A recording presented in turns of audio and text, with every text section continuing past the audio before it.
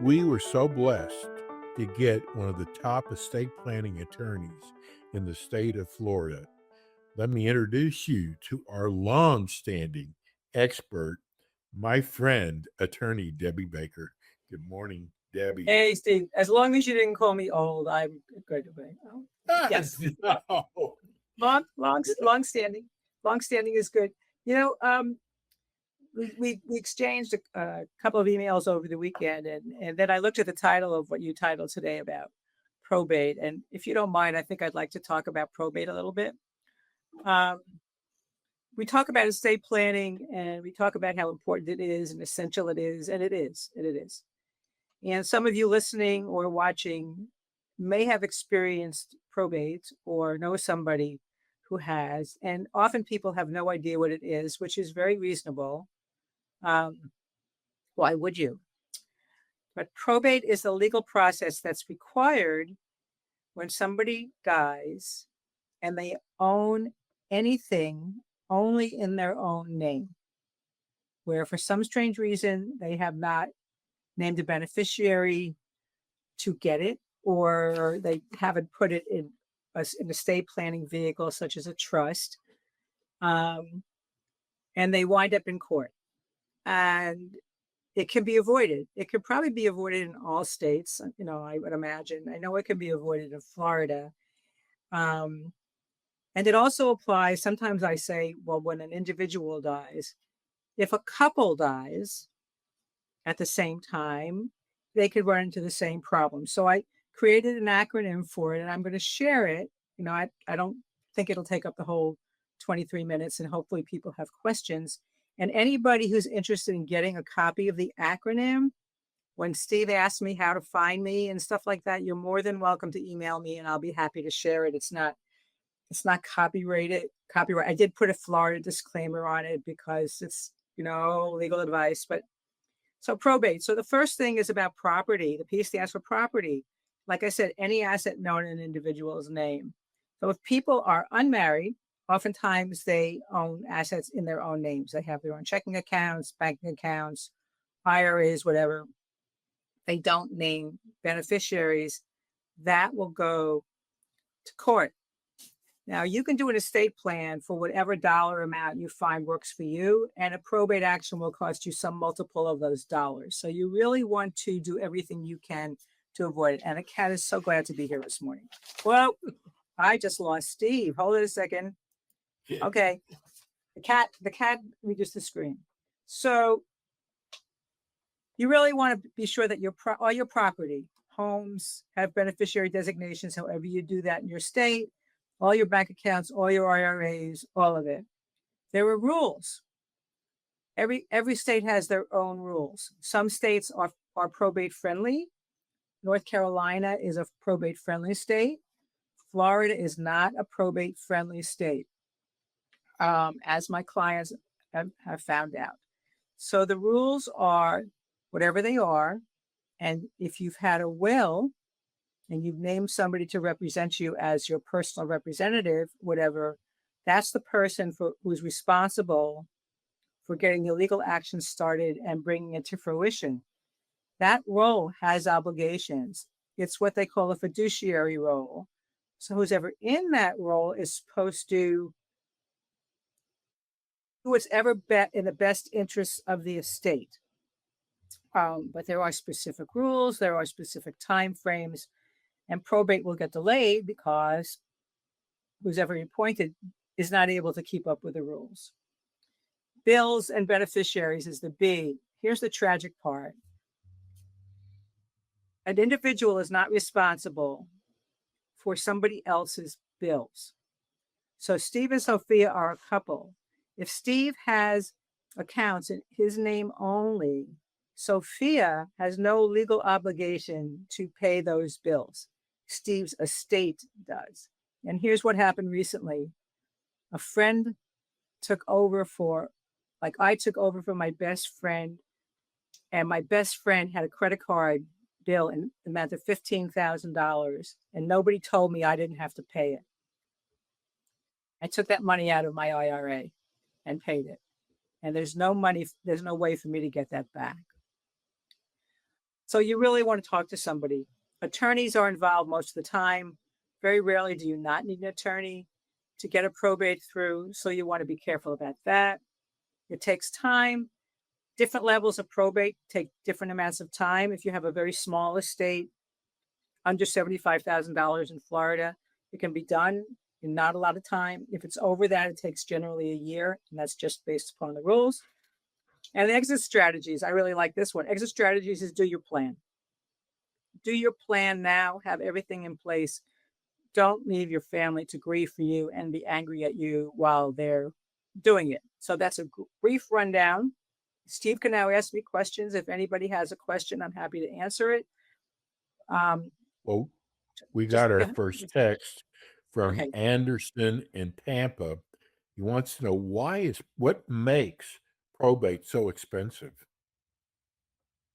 Well, there are court costs, there are administrative costs that come with it. What makes it so expensive is what's the expanse of the estate. If somebody passes and all they have is a home in Florida, it's expensive is a frame of reference. So I don't know what expensive would mean to Anderson or anybody else. A few $1,000s to do that, to keep the home and get it into the names of whoever it belongs to. If there are monetary assets, then you have to deal with banks and you have to get account numbers and people have to do research. If there's no will, there's additional paperwork that's involved. So it's time intensive. I only use flat fees because I don't ever want to feel that my client's being nickel and dimed, or I've spent a lot more hours than I could have imagined spending because it got complicated. To Anderson's question, I have a client now where the beneficiaries are in another country. And so getting documents from them has not been easy. Fortunately, they can all be done electronically, but they don't come back in a timely manner. And I have no way to find them. I don't have phone numbers and I don't have good email addresses. So we're working through somebody else. But that's why it would be expensive. I hope that answers the question. A friend of mine, the reason why theirs is so expensive is there's somebody outside the family that is testing it, the bill, and it's causing a lot more legal fees because of that situation. Right, right, right. I have one similar. I have a guy who called whose stepfather died. And this guy is sure the guy had a will. He's sure he didn't have any children, but you spent not a lot of money, depending upon your definition of a lot, but I probably spent 4 or 5 hours and $1,000 trying to find heirs because the stepson is not legally entitled if we can find people who are blood related to the person who died. So we've had to look for those.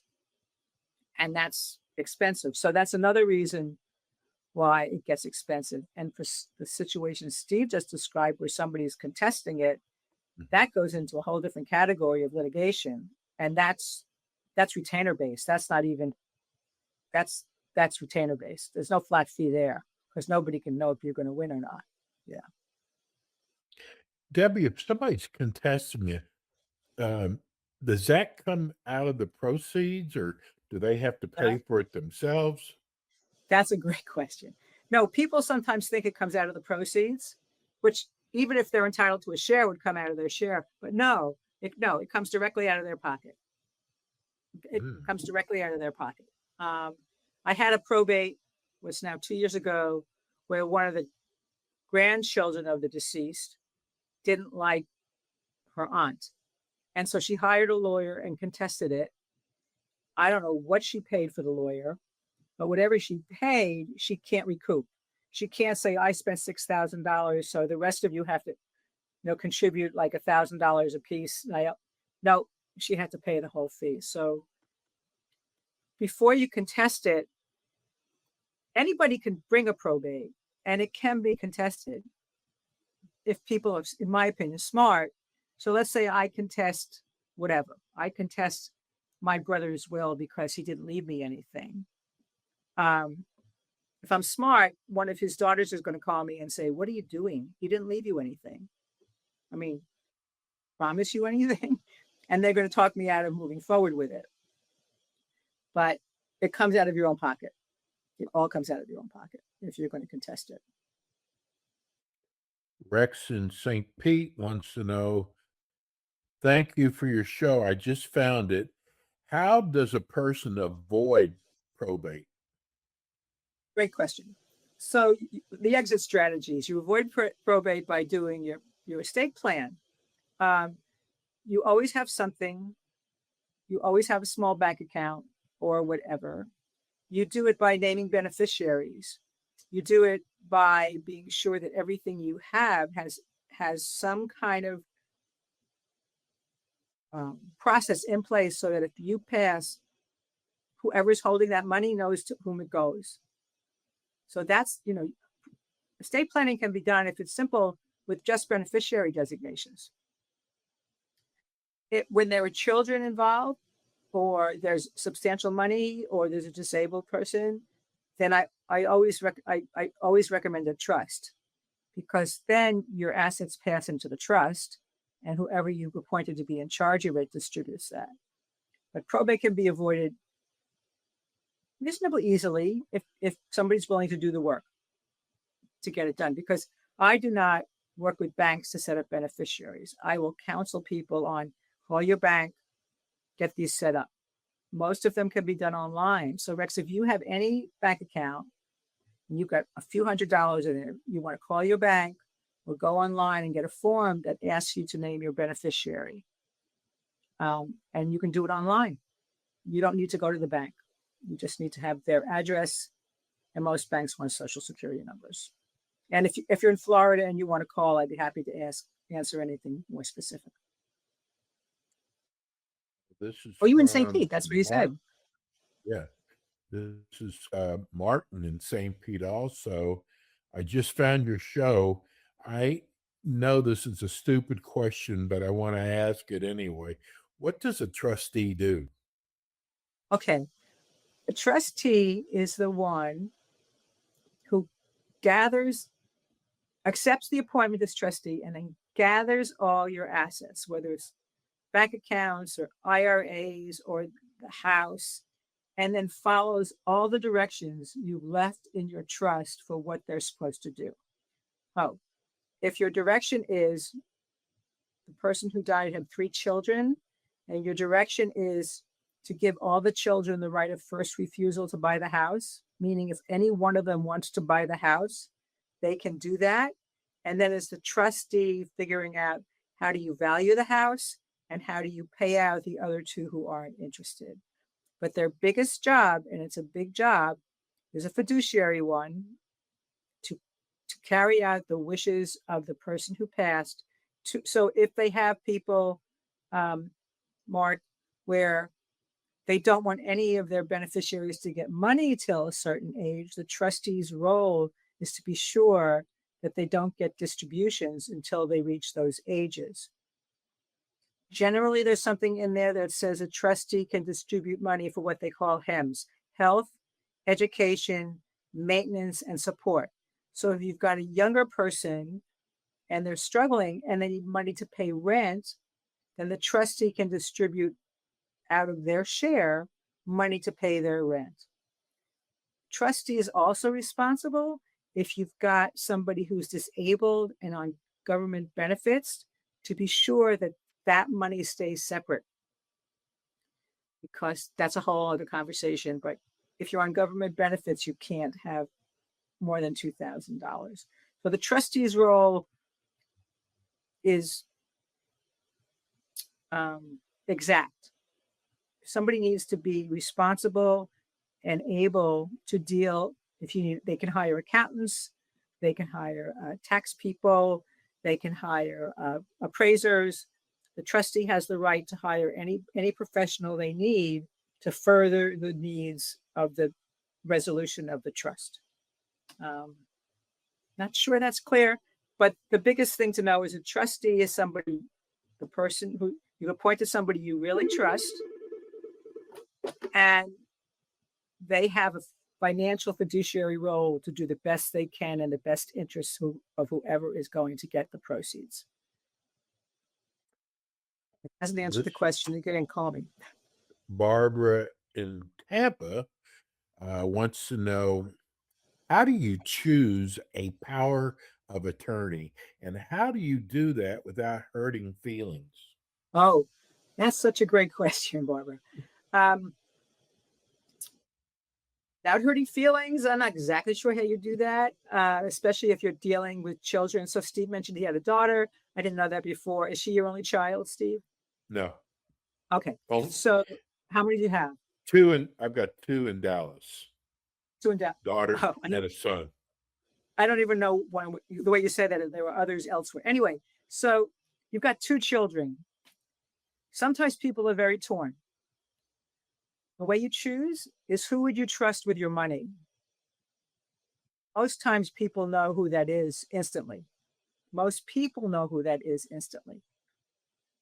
You But trust, but well, that's what you have to trust them. Go ahead. but you know who you trust, but how do you do that without hurting the other person's feelings? Well, for the most part, if it's siblings, they'll understand. But here's the thing: it's not about you protecting the feelings of of your children. And I do understand why that's important. It's about you choosing the person who's going to do what you want, and you trust to do what you want. So for a power of attorney, it's in Florida. A power of attorney goes into effect as soon as you sign it. If you've got somebody who's struggling with credit issues or marital problems or substance abuse, you don't want to, because they can clean you out as soon as you give them that power. Yeah. They have the right to clean you out. Maybe they can't change a beneficiary, but they have access to all of your financial information. They can call your life insurance broker and find out what the face value or the death benefit is of a policy. They can call your bank after they get the document accepted by the bank and find out what all your bank balances are. They can write checks on those accounts. So it's sitting down and giving a hard look, and an attorney can help you craft that conversation. And if you can't come up with anybody, you can choose a non-family member to fill any role.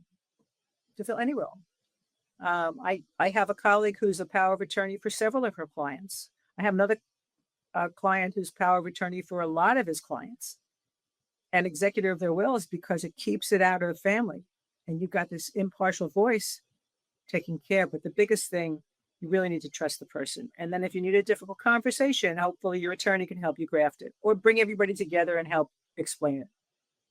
But yeah, it can be a very and I don't recommend appointing two people to serve for the same role in that role, because if they don't agree with each other and they both have the rights, I can clean you out today and Steve can sue me tomorrow because I cleaned out our mother's account. So not a good idea. I want to get this text in. I know this is not about probate, but we're talking about trust. What do you say to a family member who wants to contest a will?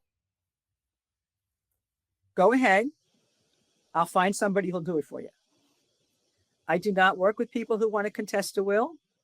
I'm not saying there aren't good reasons to do it. It's really hard to prove. It involves court, and it's expensive. So I've only had a few people call and want to contest a will. I think I persuaded them not to because of the emotional cost to them of doing it. I know a family where one of the parents had a trust, and one of the sisters was very unhappy with what she got. When they formed the trust, they thought everything was worth the same thing. And when the second parent died, the property had very disparate, very divergent values. And the one who got the lowest value wanted to sue, and she did. And it took 4 years to settle the trust, and the siblings Wow. don't talk to each other anymore.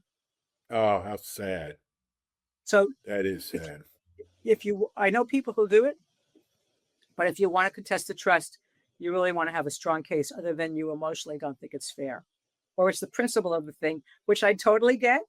But it's really expensive. You know, one of Debbie's been with us now several years, and I remember our first conversation. She said, "I want to keep people out of probate Yeah. because it becomes very expensive." Now, can you imagine a lawyer who makes their living, on their time? Here's attorney Debbie Baker saying, "I don't want them to have to go through probate." That is the kind of attorney I want. Debbie, how do people reach you?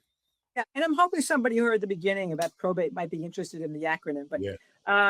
my phone number is 813-586-1332, 813-586-1332. The website is londonbakerlaw.com. Remember the law, because some people often leave it off. And the email is Deb Baker, 2 B's in the middle, Deb Baker at londonbakerlaw.com. For all of you who sent in questions, it really makes it so much more fun. Yeah.